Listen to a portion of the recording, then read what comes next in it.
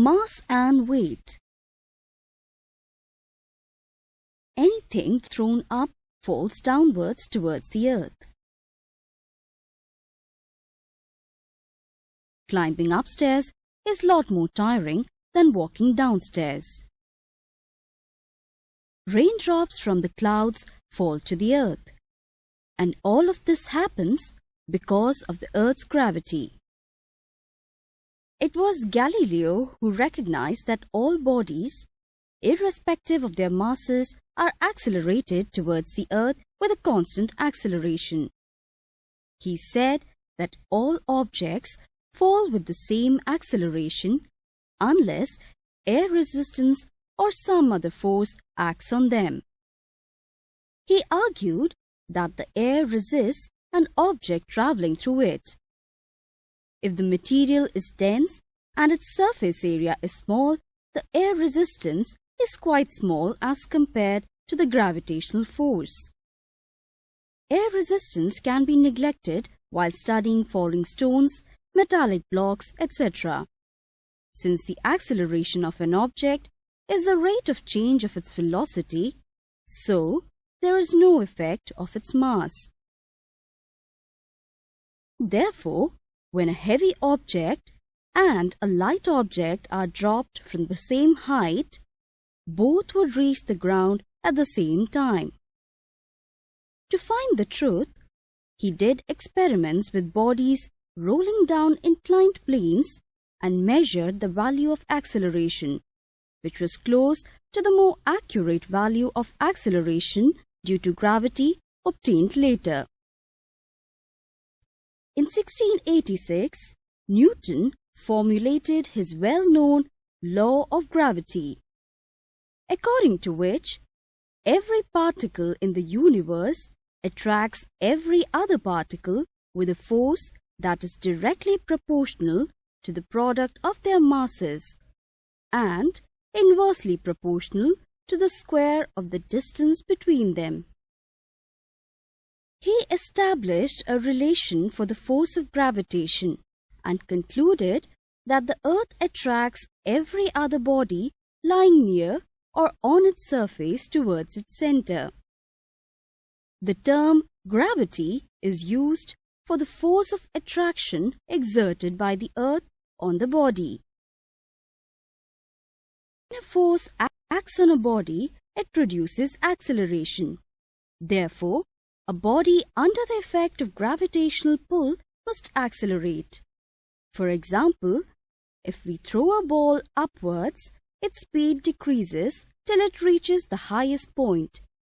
And if we throw a ball at an angle, its speed changes throughout its motion. It shows that whenever an object falls freely near the Earth's surface without an external force, that is, under the influence of the Earth's gravity only, then it is accelerated.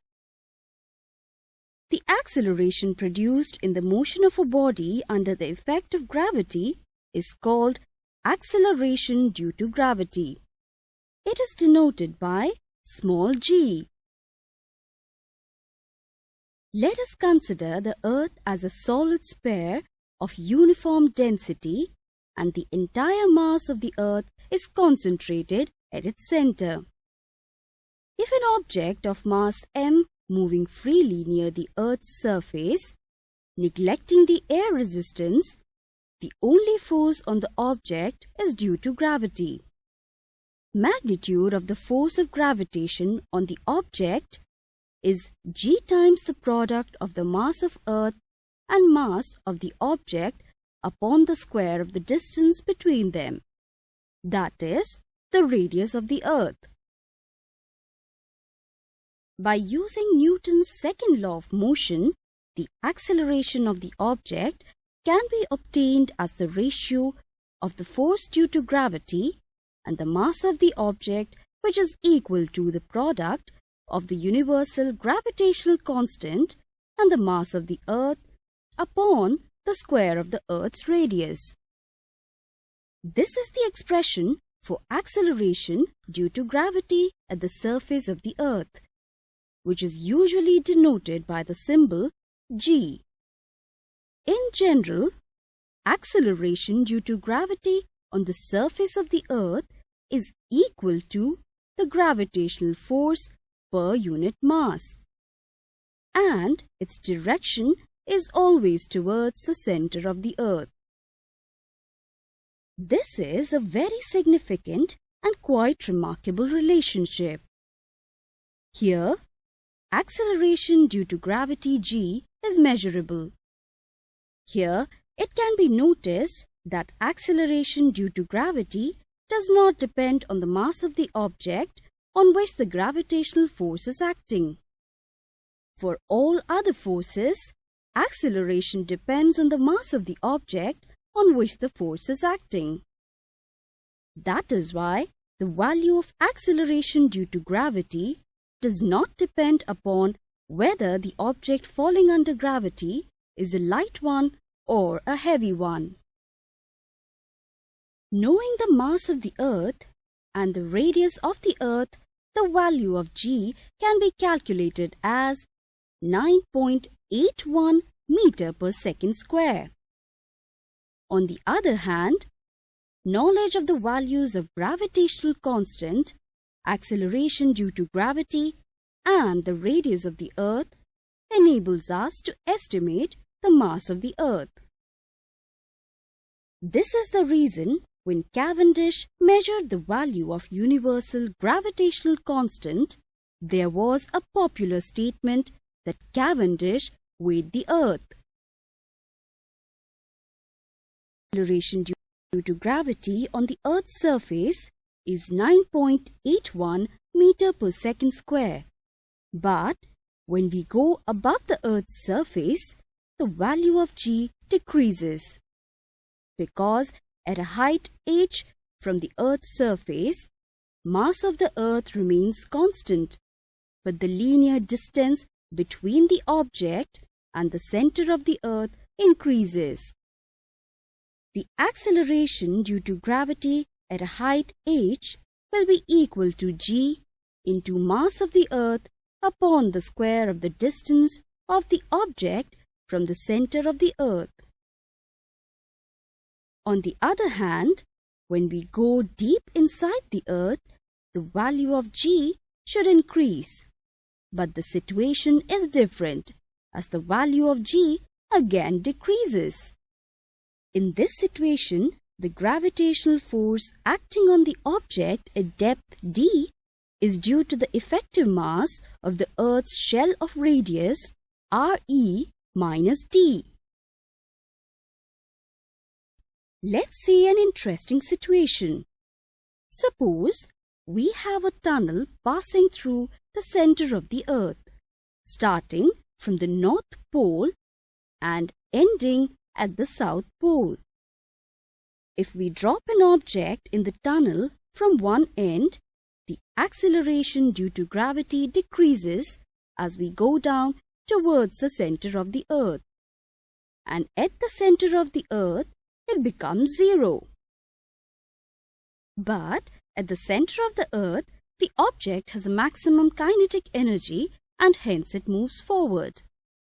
Moment the object moves from the center of the Earth towards the other end, the acceleration due to gravity starts increasing. Thereby, the velocity of the object starts decreasing. When the object reaches at the other end of the Earth, its velocity becomes 0. Therefore, it returns back. In this way, the object would show to and fro motion in between the North Pole and the South Pole. Measured value of acceleration due to gravity is different from the actual value due to some natural factors such as constitution of the Earth, shape of the Earth, and rotation of the Earth. For example, in the formulation for acceleration due to gravity, the Earth was assumed as uniform and stationary sphere. But our Earth is not a sphere. It is an ellipsoid. Its equatorial radius is greater than polar radius by 21 kilometers.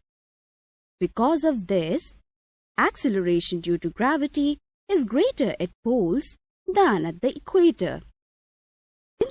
Since the radius of the Earth does not change much over its surface, thereby acceleration due to gravity more or less remains constant on or near the Earth's surface. Because of this, when an object is moving vertically up or downward under the gravity, its motion is similar to the uniform acceleration motion. And all the equations for the uniformly accelerated motion become valid by replacing acceleration A by acceleration due to gravity, that is g. Since direction of acceleration due to gravity is towards the Earth's center, therefore, when the object is moving upwards, value of g becomes negative. And when the object is moving downwards, value of g becomes positive. Let's solve some problems.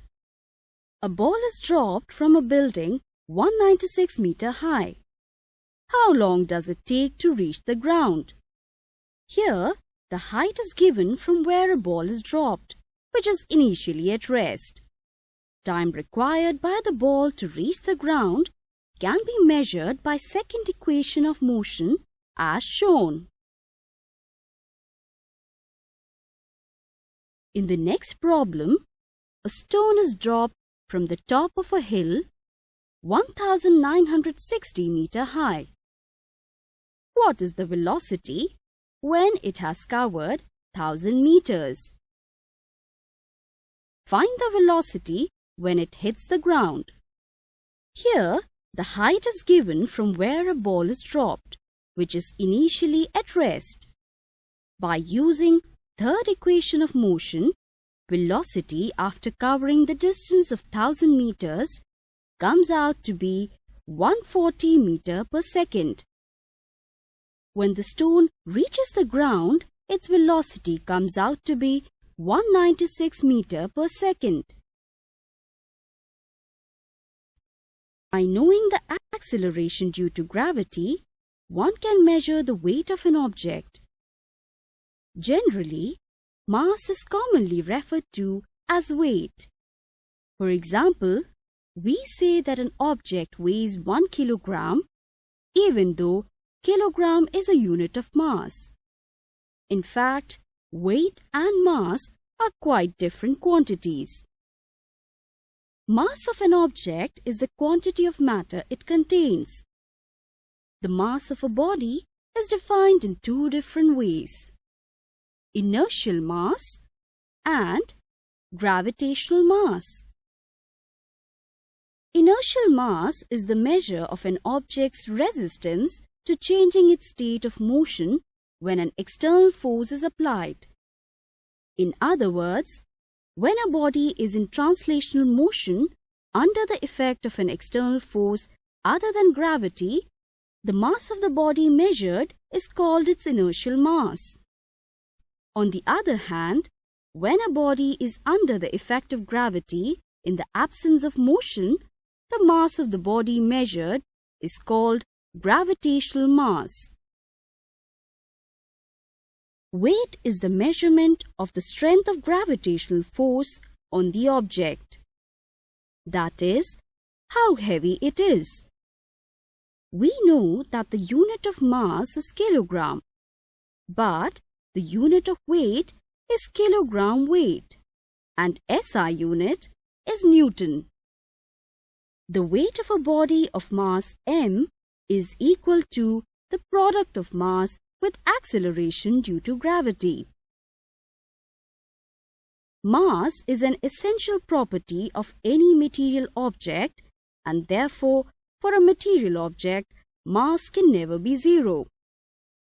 It is not affected by the presence of other objects. An object has the same mass wherever it is. It does not vary with the change in temperature, pressure, or location of the object in space. Whereas, weight of an object becomes zero at the center of the Earth. which also suggests that weight is not an essential property of the object. Weight or the gravitational force can change with location, as well as it varies from place to place on the Earth's surface and with distance above or below the ground. For example, if you're lucky to travel to Moon someday, you will find that your weight is less on the Moon than on the Earth, though your mass remains unchanged. It is 1/6 that of the Earth. For example, if the mass of a boy is 25 kg, then his weight on the Earth is 25 kg weight or 245 Newton. Whereas on the Moon, the mass of the boy still remains 25 kg, but his weight becomes 40.5 Newton or 4.1 kg weight. The weight which we actually measure is not the downward force of gravity, but an upward force exerted by the surface we stand on.